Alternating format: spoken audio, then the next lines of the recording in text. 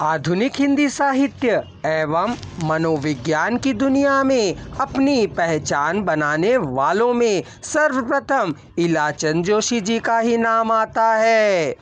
वे बहुमुखी प्रतिभा के धनी थे। इन्होंने विभिन्न विधाओं पर गंभीर रचनाएं हिंदी साहित्य को प्रदान की। जोशी जी के पाठकों को जोशी साहित्य पर हमेशा गर्व रहा है, क्योंकि उनकी रचनाओं का पढ़ने का अवसर उन्हें प्राप्त हुआ। 12 दिसंबर 1902 को अल्मोड़ा जिले में उनका जन्म हुआ। इनका परिवार बहुत विद्वान था। इनके बाबा बल्लभ चंद्र जोशी ने अपने अध्ययन के लिए बहुत बड़ा पुस्तकालय अल्मोड़ा में खुलवाया, जिसमें श्री वृद्धि की इलाचंद जोशी जी के बड़े भाई डॉक्टर हेमचंद्र जोशी ने।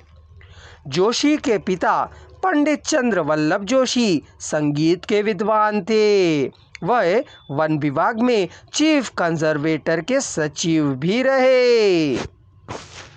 इलाचंद जोशी अपने जीवन काल में कदम कदम पर कठिनाइयों का सामना करते रहे।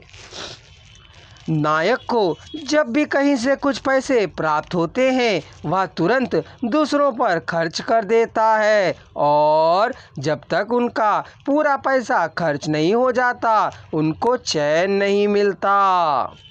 गरीबी, मजबूरी और परेशानियों ने उन्हें ऐसा बना दिया था कि कलकत्ता का हर आदमी उन्हें चोर, गिरेकट और आवारा समझता था।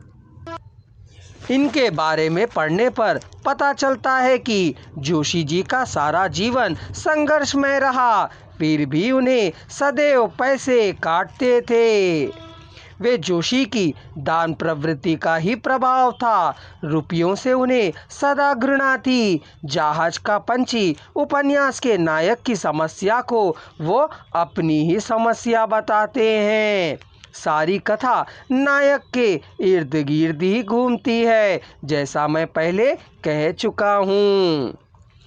आपने विदेशी धरती पर जाकर भाषा विज्ञान में शोध कार्य भी किया और पहले भाषा वैज्ञानिक हुए जिन्हें डॉक्टर लिखने का गौरव प्राप्त हुआ।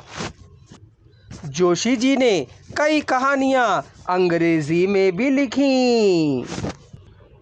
जैसा कि मैं पहले ही कह चुका हूँ, जोशी जी की बाल्यावस्था से ही अध्ययन की रुचि रही। जोशी जी ने छोटे उम्र से ही अध्ययन में रुचि रखने वाले भारतीय महाकाव्यों और विदेश के प्रमुख कवियों और उपन्यासकारों की रचनाओं का अध्ययन कर लिया था।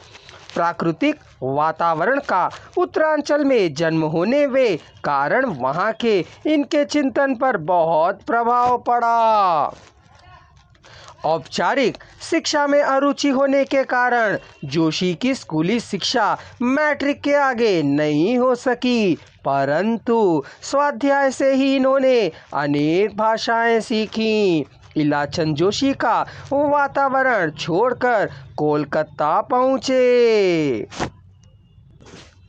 वहाँ वे शरद चंद्र जी के संपर्क में आए। ऐसा कहा जाता है कि शरद चंद्र जी ने ही युवा जोशी में दबे कलाकार को उभारा।